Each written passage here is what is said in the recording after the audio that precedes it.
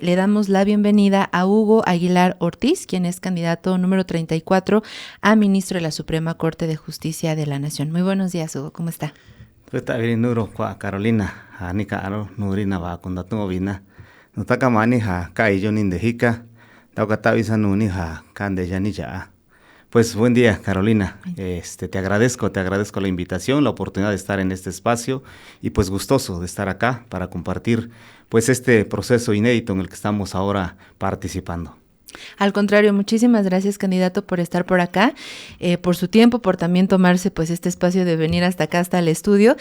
Nos interesa muchísimo también compartir con nuestra audiencia toda esta cuestión de las candidaturas, pues porque es un proceso inédito, histórico, muchos y muchas tenemos muchas dudas, claro. Y estamos justamente haciendo este ejercicio para conocer a las candidatas y a los candidatos. Y entonces, bueno, primero, si me lo permite, me gustaría pues comenzar a cuestionar junto con usted para compartir también con nuestra audiencia, pues esta cuestión de esto que usted menciona de que la justicia y este enfoque pluricultural, ¿no? Esto que usted ha en algunos medios también señalado como que la justicia de pronto ha sido un privilegio, ¿no? Y en esta cuestión de que usted sería un candidato indígena, me parece, si me equivoco me corrige, que con usted sería solamente una persona más que sería un candidato indígena. Así es, hasta lo que tengo identificado ahora, soy el único candidato indígena. Creo que hay algunos otros candidatos y candidatas que podrían tener un origen en comunidad indígena, pero he revisado sus planteamientos y nadie está haciendo un planteamiento reivindicando la identidad indígena. Soy el único candidato indígena que ha expresado hasta ahora. Ok, perfecto. Sí. Y justo en ese sentido, esto que usted ha mencionado sobre la justicia pluricultural. Claro. Sé que es un tema muy, muy complejo, espero que pues nos dé tiempo de abordar algunos puntos esenciales, claro. Pero usted ha señalado esta deuda no solamente histórica, ¿no? Que en estas administraciones también de izquierda se ha podido ir reconociendo apenas, ¿no? Ya en una cuestión constitucional, esta cuestión de los derechos de las personas indígenas, pero esta deuda histórica no solamente en estos términos de discriminación sistemática, de violación a derechos humanos, sino también en el sentido judicial, ¿no? Todos estos procesos que lleva esta población que a veces no tiene acceso precisamente a la justicia por falta, por ejemplo, de traductores, por esta discriminación sistemática que se vive. Si nos puede hablar un poquito de este contexto en general. Claro, con mucho gusto. Mira, lo más evidente en el tema de los pueblos indígenas es la ausencia o la necesidad de traductores en cualquier interrelación que tiene una persona, sus autoridades con el Estado. Pero quiero decirte que el planteamiento es mucho más profundo. Desde que se conformó el Estado mexicano, se conformó con una visión, con una perspectiva que excluye a los pueblos. En el marco jurídico, desde la Constitución, la primera Constitución nuestra de 1824, no toma en cuenta que estaba constituyendo una sociedad diversa.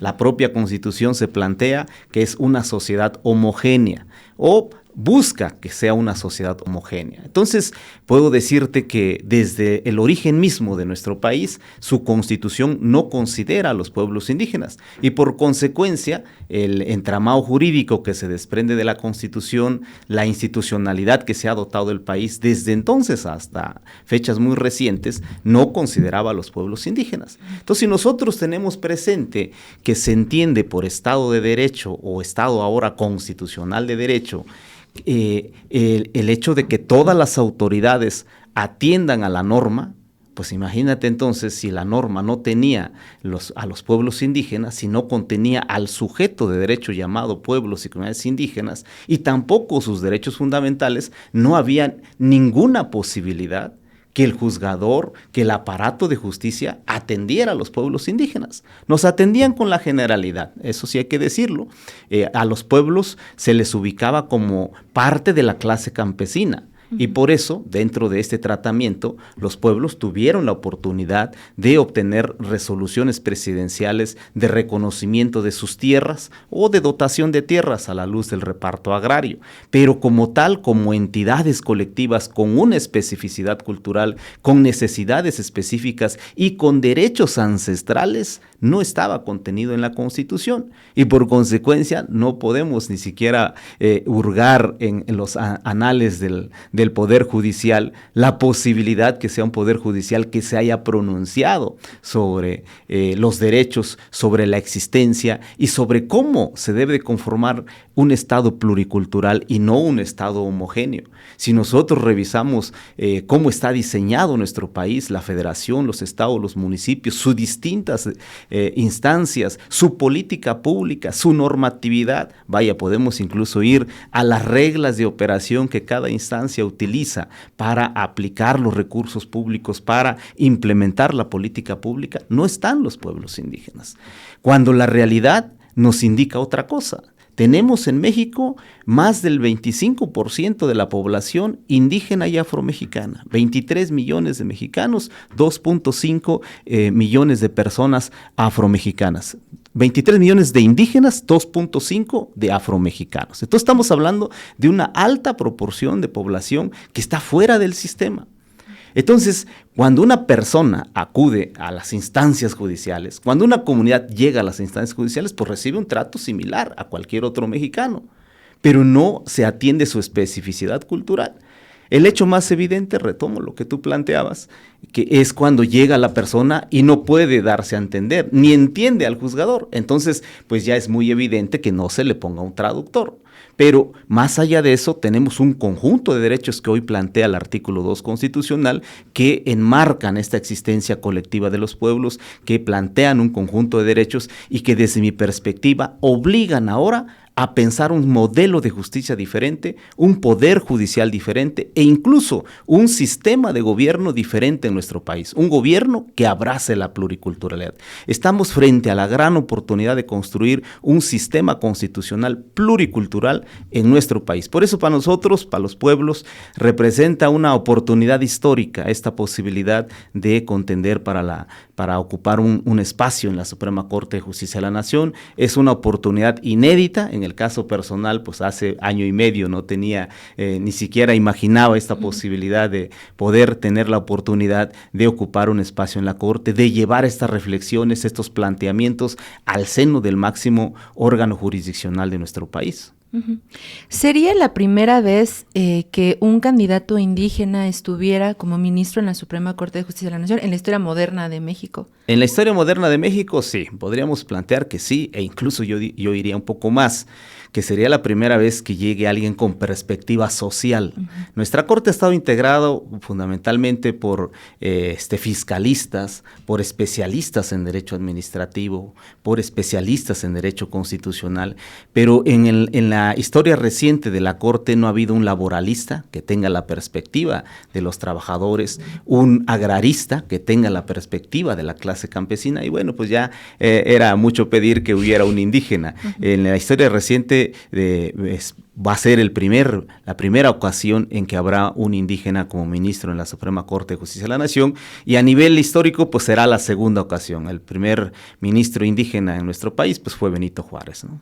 Ok, y justamente en este contexto de su experiencia, tengo entendido que usted ha estado justamente en esta protección de las comunidades indígenas en conflictos agrarios y también estuvo en estas cuestiones de los arreglos de paz con el EZLN. ¿Nos puede contar un poquito de esta trayectoria? Claro que sí. Mira, en mi formación, desde la década de los 90, yo estudié la carrera de Derecho del 90 al 95.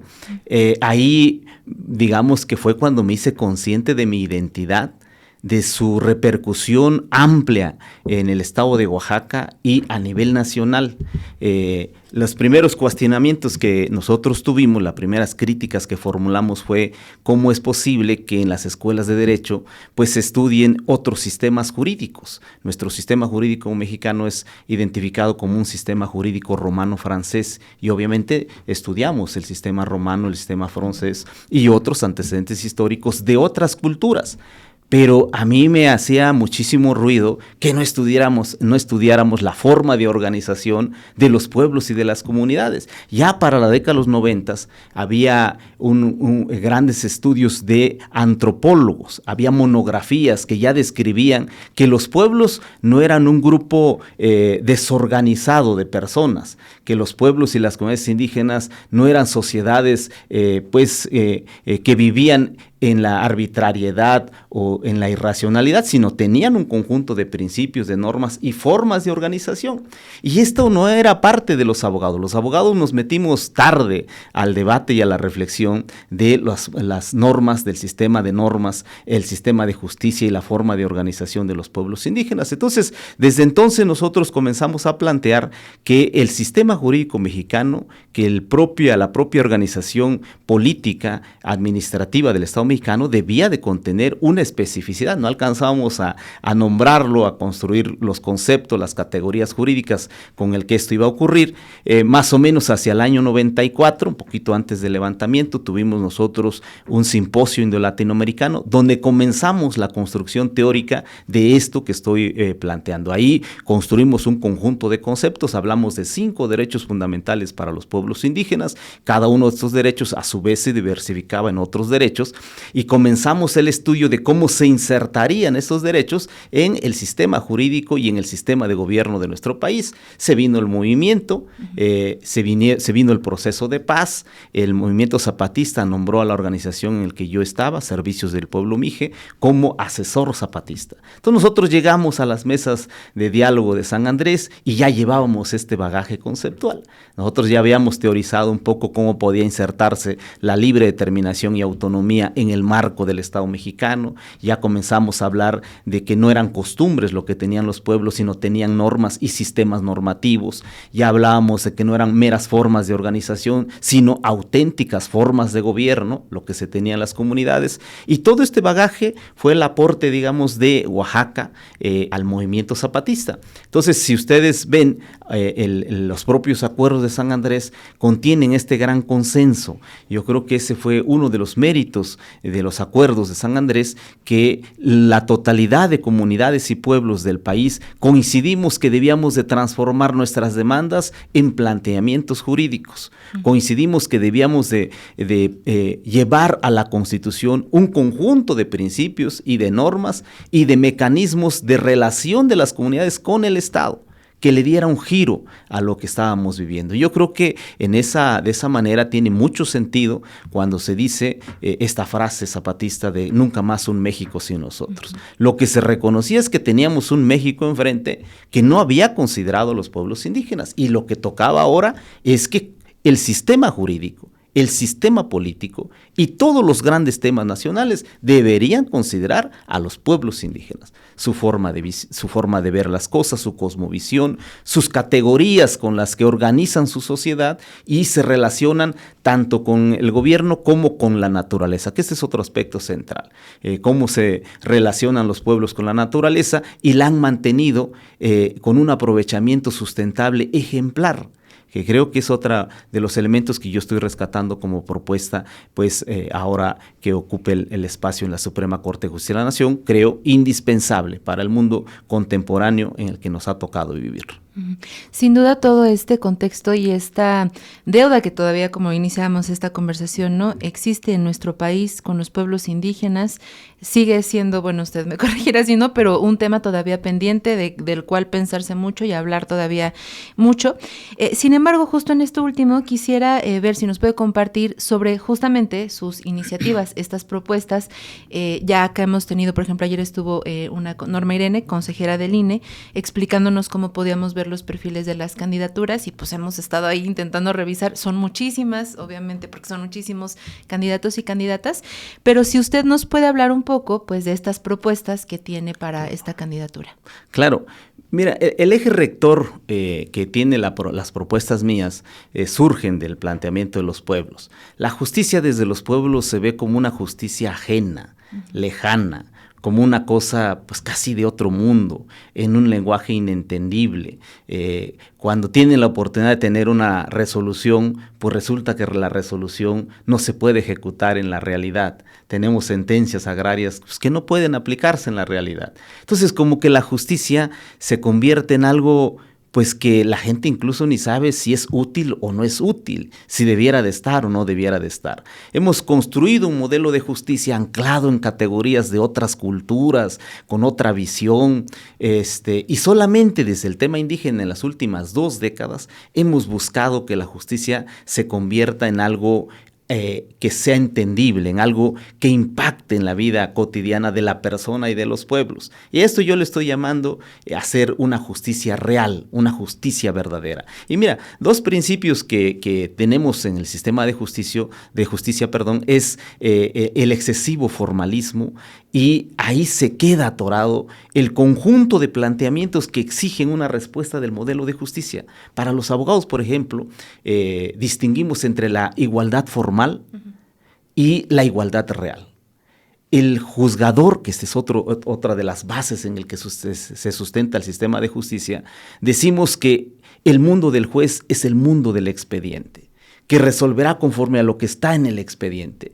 Entonces imagínate si tenemos a una persona que no tiene el recurso para tener un abogado que lleve al expediente su realidad, pues entonces se resolverá conforme a esa realidad parcial que está en el expediente. El juez no se siente impulsado a conocer la realidad, a entenderla, a encontrar categorías para describirla y para resolver lo que está ahí, no lo que está en el expediente. Yo no planteo que eliminemos el formalismo, es importante, pero también tendremos que hacer ese puente hacia la realidad. Y creo que eso es lo que requiere el sistema de justicia, y por eso yo le estoy llamando a este planteamiento justicia real y verdadera, que tiene 7 bases, desde mi perspectiva, 7 pilares fundamentales. El primero, justicia pluricultural. Y esto implica garantizar este gran reconocimiento que está hoy en el 2 constitucional, que los pueblos y las comunidades tengan una existencia como sujetos de derecho público, porque entonces ahora entrará en una relación de coordinación con el Estado, ya no en una relación de subordinación como venía aconteciendo en el pasado. La segunda cuestión es una justicia humanista. Si el juzgador tiene presente que detrás de cada caso, detrás de cada problemática hay una persona o una comunidad, va a entender que su resolución trasciende. No es nada más emitir la resolución y pues ahí que les vaya bien. Tiene que entender que detrás hay aspiraciones, hay realidades que la justicia tiene que responder. El siguiente principio que yo estoy planteando es la justicia real y verdadera, como la describo, pero bajo elementos que le permitan al juzgador conocer la realidad, que también en esto tenemos mucha experiencia en el tema indígena. Vamos a potenciar los amicus curiae, los dictámenes periciales antropológicos, las visitas in situ.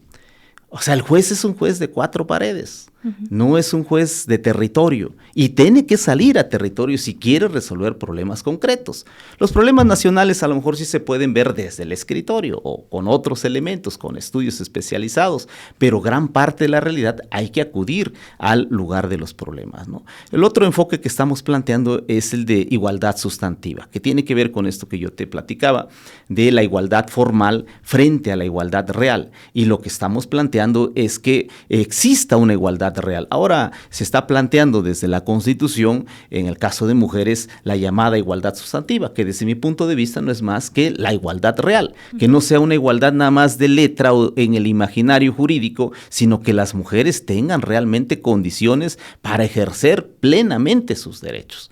También estoy hablando de una justicia intercultural, y en esta estoy proponiendo un método distinto de abordaje. El enfoque intercultural exige que el juzgador busque entender al otro, comprender que estamos en una sociedad diversa y adoptar métodos mediante los cuales otorgue validez a esa otra forma de identidad, a esa otra existencia. Y creo que es válido para muchos otros sectores sociales que tradicionalmente estamos identificados como sectores vulnerables.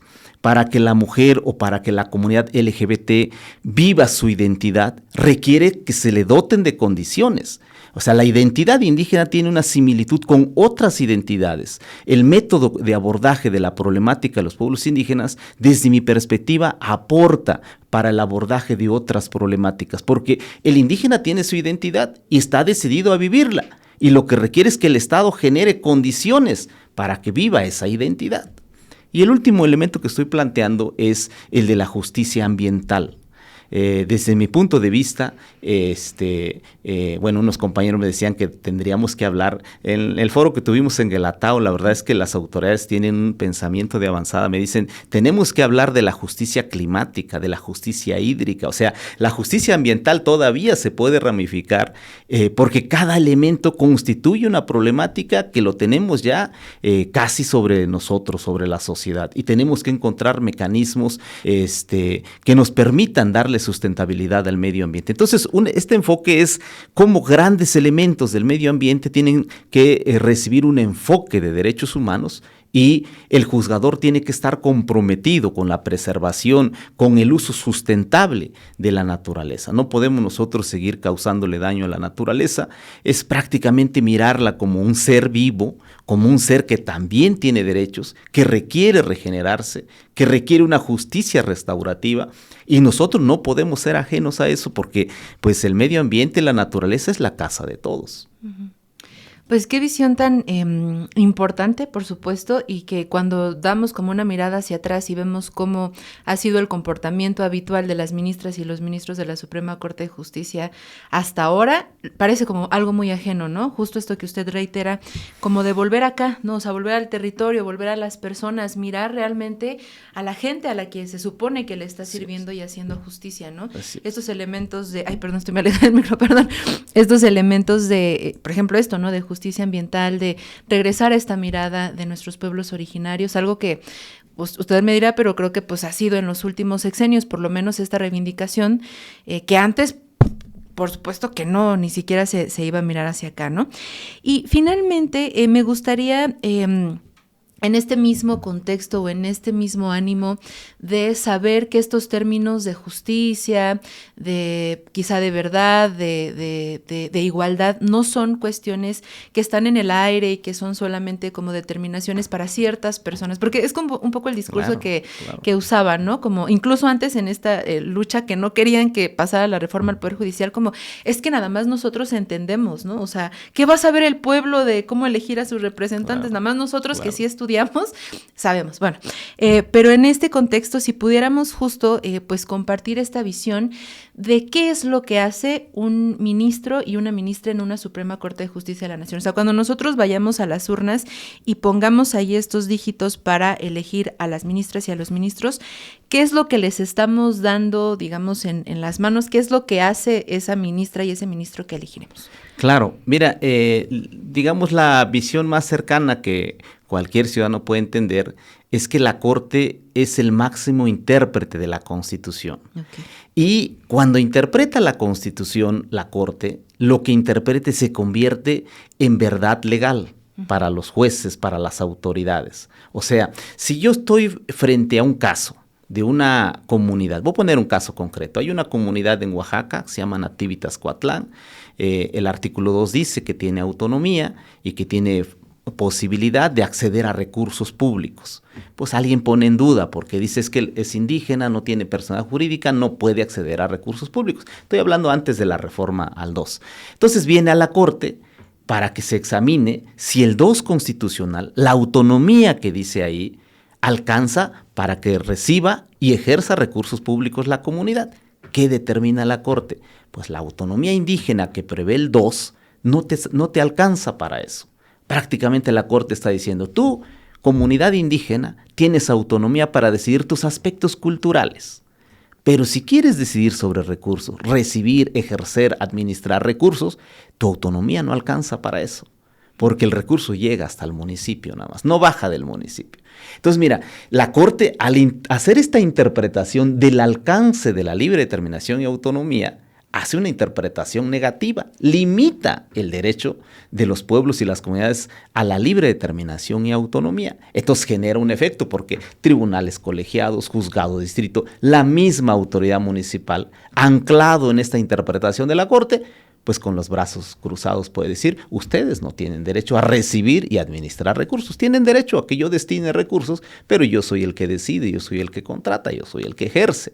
Entonces fíjate cómo una interpretación de la Corte tiene un impacto trascendente en la vida de las personas y de las comunidades. Este ejemplo sirve para muchos otros casos. ¿Cuál es el alcance de la libertad? ¿Cómo debe interpretarse la democracia? ¿Cómo debe concebirse la justicia?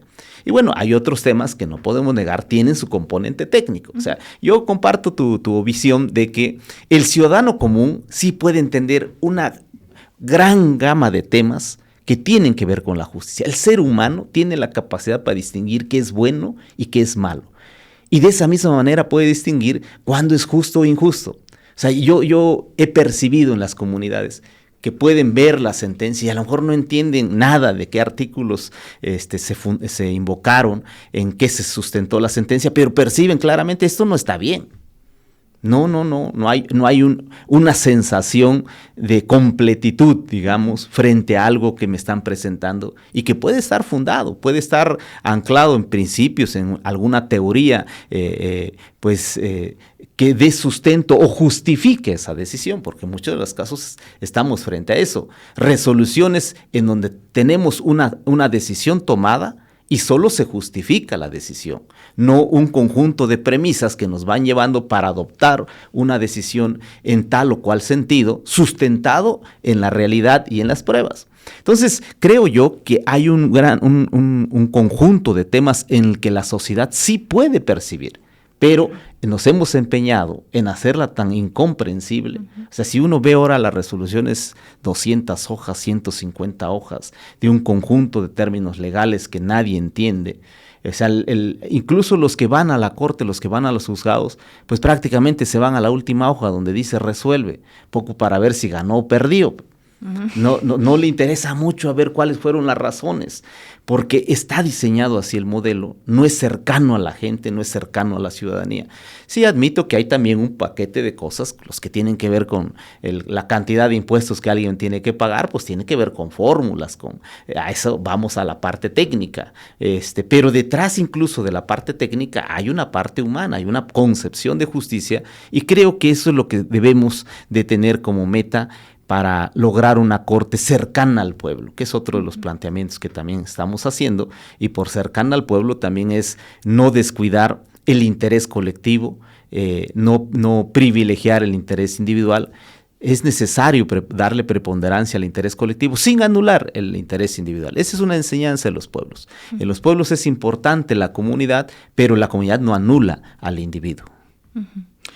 Ok, pues no sé si quiera compartir alguna cosa más que se nos esté yendo, también cómo podemos encontrarlo en la boleta, dónde podemos encontrar también sus redes sociales, que ahora pues también con estas restricciones que tienen los candidatos, pues es como a veces la única manera en la que podemos acceder a esta información, si nos quiere contar. Sí, no, te agradezco mucho. Yo estoy en el número 34 de la boleta morada para ministros y ministras de la Suprema Corte de Justicia de la Nación, y bueno, conforme al método diseñado por el INE, se puede votar por mí anotando el número 34 en el casillero del costado derecho destinado para los candidatos hombres.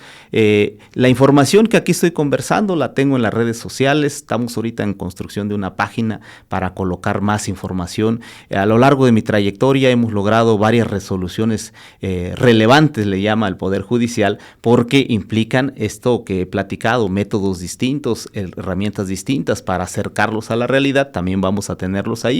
En Facebook me encuentran como Hugo Aguilar, de mi página de Facebook es Hugo Aguilar Hugo Aguilar en Instagram, en X igual, Hugo Aguilar y bueno, pues los invito a todos a seguirme, les invito a todos a conocer mis propuestas y bueno, darles a todo mundo la seguridad que me he formado a lo largo de 30 años en la lucha por los derechos indígenas. Hemos abrevado de la teoría general del derecho, de las distintas teorías existentes para ver cómo se inserta el derecho indígena en el derecho nacional. Así es que tenemos una visión de conjunto de nuestro sistema jurídico, conocemos cómo funciona el Estado mexicano y creemos nosotros que en la Corte vamos a hacer un papel para dotarle a las resoluciones la dimensión social, la dimensión pluricultural, la dimensión humana que debe tener la justicia.